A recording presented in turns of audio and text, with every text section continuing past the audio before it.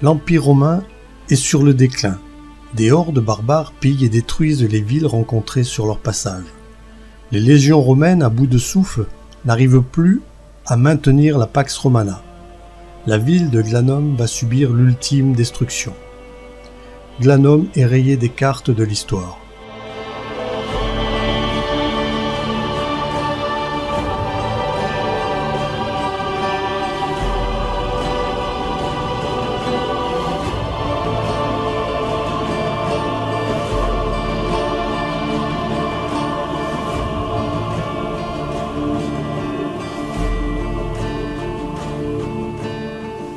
Jusqu'au sanctuaire indigène qui est la partie la plus ancienne.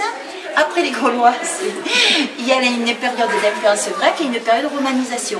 Donc ces trois périodes d'occupation, on les retrouve au niveau de la construction des bâtiments. Tout est indiqué sur les panneaux.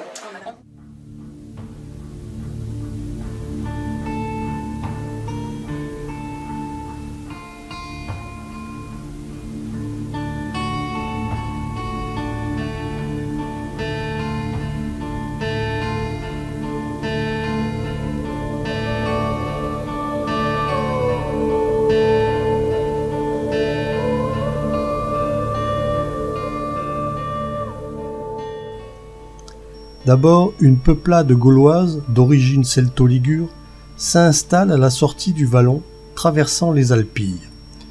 Il y a une source, et les falaises calcaires servent de défense naturelle. Outre le passage stratégique et les échanges commerciaux, ils attribuent à la source des pouvoirs guérisseurs. Ils donnent le nom de Glan au dieu de la source.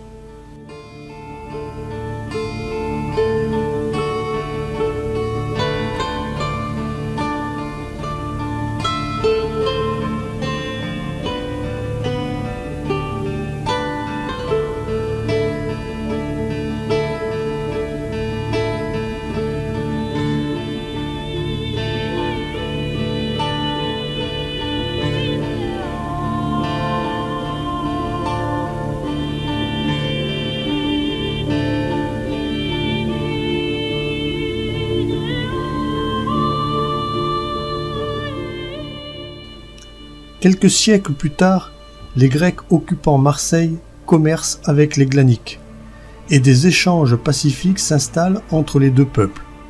Les Grecs apportent leur savoir-faire en urbanisme, organisation politique et sociale, et progressivement la ville de Glanon se couvre de monuments grecs, et une organisation sociale hellénistique de type gallo-grec régit la vie des habitants.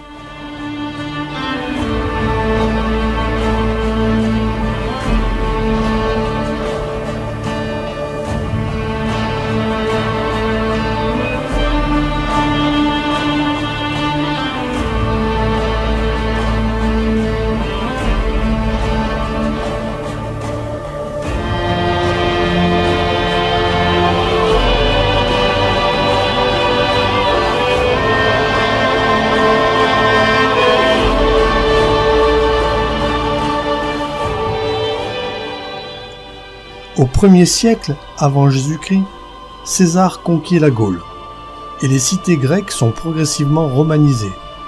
Glanon devient Glanum. Sans modifier les plans urbains grecs, les Romains imposent leur conception de la cité.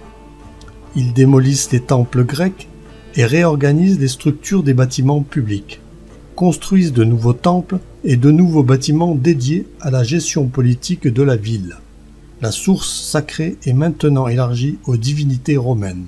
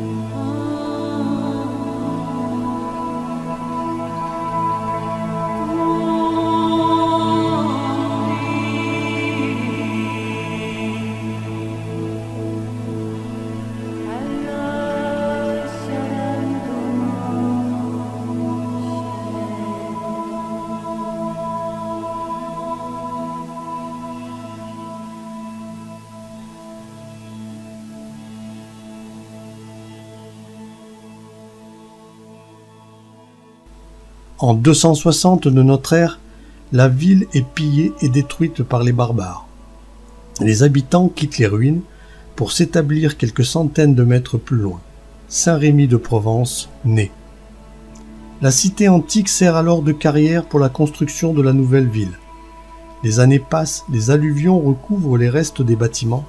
Seul l'arc de triomphe et le mausolée dédié à la famille Lully subsistent hors de terre.